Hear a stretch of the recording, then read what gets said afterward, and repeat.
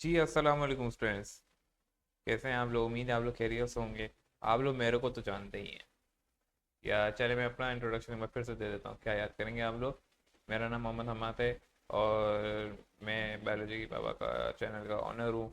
जैसे कि आपको मालूम होगा, कितने बच्चों को जो नए हैं उन्हें यकीनी तौर पर मालूम नहीं होगा। आज की वीडियो एक्शन पोटेंशियल पे है। एक्शन पोटेंशियल पढ़ेंगे हम। इससे पहले हमने रेस्पिंग पोटेंशियल पढ़ा था। सही है। और बहुत मज़ा आया था, आप लोग की रिस्पॉन्स अच्छे थे। अच्छा, आज की इस वीडियो के अंदर मैंने आपको एक बात बतानी है। बहुत सारे स्टूडेंट्स ने पूछा कि आपने ग्राफ बनाना हमें नहीं सिखाया इसका।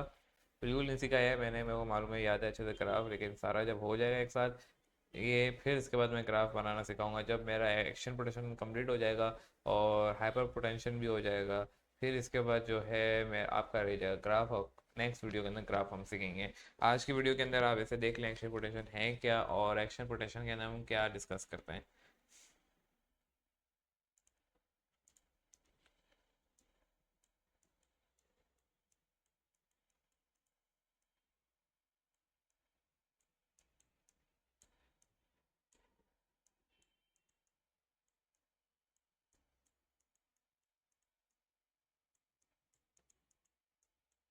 देखिए, जो एक्शन पोटेंशियल है इसके अंदर चंद बातें हमें डिस्कस करनी होती है। एक्शन पोटेंशियल आपका तीन हिस्सों में डिवाइडेड है। एक्शन पोटेंशियल को तीन हिस्सों में डिवाइड किया हुआ है। तीन फंक्शन और होते हैं यहाँ पे। एक होती है डीपोलराइजेशन, सॉरी, इसके अंदर हम अगर देख लें, आपकी बुक में हाइपर पोटेंशियल को डाला हुआ तो है, इसको आप इसमें शामिल करना है तो करो, नहीं करना है करो। चलें, इसको दो हिस्सों में या तीन हिस्सों में डिवाइडेड है। इसके अंदर जो काम हो रहा है तीन हिस्सों में ही हो रहा होता है, तो तीन में ही लिखते हैं। सही है। तीन हिस्सों में हो रहा होता है। तो मैं डायरेक्ट शुरू ही कर देता हूँ ताकि आपको समझ में आए कि तीन कैसे हैं, वरना बोलेंगे बुक में तो दो लिखे हुए हैं और फिर मसला बनेगा। तीन बच्चों इस तरीके से हैं कि सबसे पहले इसमें होती है डीपोलराइजेशन। डीपोलराइजेशन क्या है, हार्ट के अंदर हम पढ़ चुके हैं डीपोलराइजेशन किसे कहा जाता है। डीपोलराइजेशन की हेडिंग आ जाए सबसे पहले तो।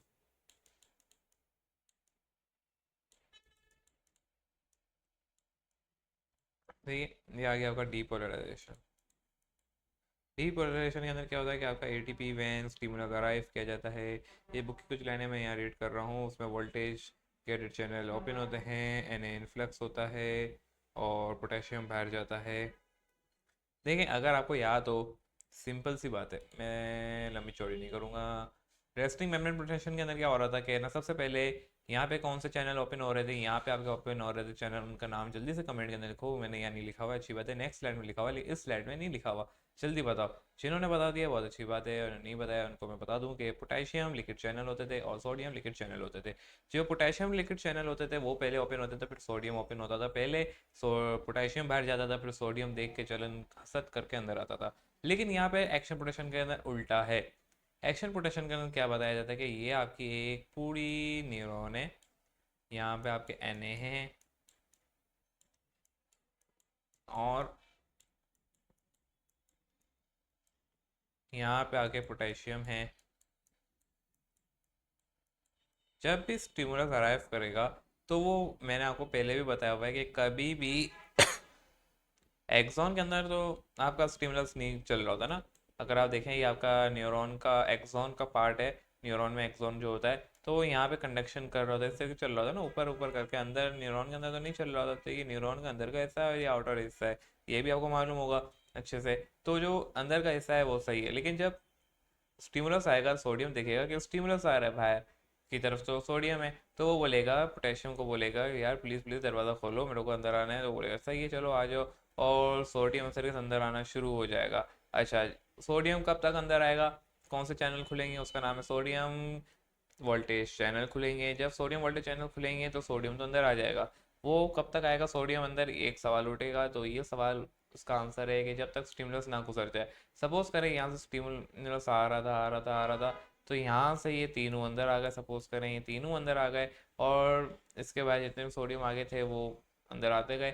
सही है। अब जैसे ही यहाँ से आपका स्टिमुलस गुजर गुजर जाएगा, सपोज करें यहाँ पे इतने सारे एन थे, एक ये भी था, यहाँ पे और भी थे, और सपोज करें खाली यहाँ से एक अंदर आया, बाकी तो बाहर रह गए। अब ये अंदर तो आ गए, अब अंदर का पोटेंशियल भरेगा, बाहर का तो पोटेंशियल कम हो रहा है, अंदर का भर जाएगा।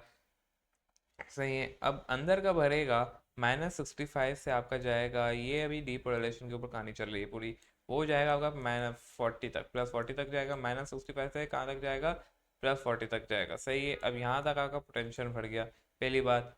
अब यहाँ से जब ये अंदर आ रहा था, सही है, तो क्या हुआ, पोटेशियम ने तो ज़्यादा दे दी। चलो जब तक स्टिमुलस आ रहा है, अब स्टिमुलस तो गुजर गया। अब क्या हुआ, कह रहा सोडियम वोल्टेज चैनल क्लोज हो गए। सही है ना। क्यों क्लोज होगा, क्योंकि स्टिमुलस भी गुजर गया, अब सोडियम क्यों अंदर आएगा, जाहिर सी बात है। तो पोटेशियम ने बोला ये तुमने क्या किया है, क्या तुमने तो बोला था मैं बाहर चला जाऊंगा जैसे स्टिमुलस चलाएगा। तो सोडियम ने बोला सॉरी सॉरी यार, मैं क्या कर सकता हूँ, अब तो कहानी बंद हो गई है, चैनल बंद हो गए, ऐसा करो तुम बाहर चले जाओ। सही है। अच्छा, कुछ देर के लिए फिर ना, जैसे ही हमारे अम्मी अबू आएंगे वो हमें वापसी रिस्टोर कर देंगे इस तरीके से। तो उसने बोला चलो ठीक है, पोटेशियम बाहर चला जाता है, पोटेशियम वोल्टेज चैनल खुल जाते हैं, फिर उसके बाद ड्रॉप होता है। फिर से वही इनके माँ बाप को होश आता है, तो वो देखते हैं ये क्या हो रहा है। तो इसी चक्कर में माँ बाप इनको वापसी सीधी राह में ले जाते हैं। ये एक पूरी कहानी थी। जब सोडियम अंदर आ रहा था और पोटेशियम अंदर ही था, तो सोडियम वोल्टेज चैनल खुले थे जिसके अंदर डीपोलराइजेशन हो रही थी, और उसमें -65 से 40 तक जा रहा था। लेकिन जब पोटेशियम से रिक्वेस्ट की गई कि आप बाहर चले जाओ, तो वो तो बाहर चला गया। सही है। तो उसमें क्या हुआ कि आपकी जो रीपोलराइजेशन हुई उसको हम रीपोलराइजेशन कहते हैं, आप खुद लिख लें, मेरे पास टाइम नहीं है क्योंकि मैं बोल रहा हूँ ताकि वीडियो लंबी ना हो, मेरे को छोटी सी आज वीडियो बनानी है, टाइम बिल्कुल नहीं है, वीडियो शॉर्ट ही रखूँगा मैं। अच्छा, तो रिपोलराइजेशन हो रही थी, रिपोलराइजेशन के अंदर क्या हुआ कि रिपोलराइजेशन तो हो गई। तो अब +40 पे था, तो +40 से ये चला गया का -65 पे। यहाँ तो ये कहानी एक बात पता चल गई कि वापसी से +40 से रिपोलराइजेशन के अंदर +40 से कहाँ तक पहुँच गया, -65 से। तो माँ बाप को होश कैसे आएगा। पोटेशियम ने ये बोला कि ये तो मैं बाहर चला जाऊंगा और सोडियम अंदर रह जाएगा, लेकिन पोटेशियम तो वापसी रिस्टोर हो जाएगा। तो उसने बोला कि एक काम करते हैं हम लोग, कि हम लोग माँ बाप को होश दिलाने के लिए -65 तक नहीं जाते, ताकि तुम वापसी अपनी जगह पे आ जाओ, मैं अपनी जगह पे आ जाऊँ। अगर हम पोटेशियम देखें तो वो तो वापसी रिस्टोर होना नहीं है। तो एक काम करते हैं, हम उसको मज़ीद आगे ले जाते हैं। तो पोटेशियम जो है और बाहर निकल गया। -65 पे तो रुक जाना चाहिए था, लेकिन नहीं, क्योंकि आपको होश नहीं आ रहा था, पोटेशियम को बोलना था कि मेरे को वापसी अंदर आना है, तो उसने -85 तक अपने आप को ले गया, और बाहर का पोटेशियम इतना बढ़ गया। जब 85 पे पहुंचा, तो उसके बाद जो है माँ बाप को होश आता है, हाइपर पोटेंशन हो जाती है, तो बोलते हैं ये क्या हुआ है। तो उस तरीके से वापसी वही वाली कहानी होती है जो हम रेस्टिकुलेशन के अंदर पढ़ के आ चुके हैं, कि वो डिस्ट्रोर होता है, एक एटीपी आता है जिसके अंदर वो वापसी रिस्टोर कर देता है 3Na को और 2K को। और 2K क्यों, 3Na क्यों, ये हम पहली वीडियो में डिस्कस कर चुके हैं। इतनी सी एक छोटी सी बात थी, एक्शन पोटेंशियल के अंदर कोई लंबी चौड़ी दास्तान नहीं थी।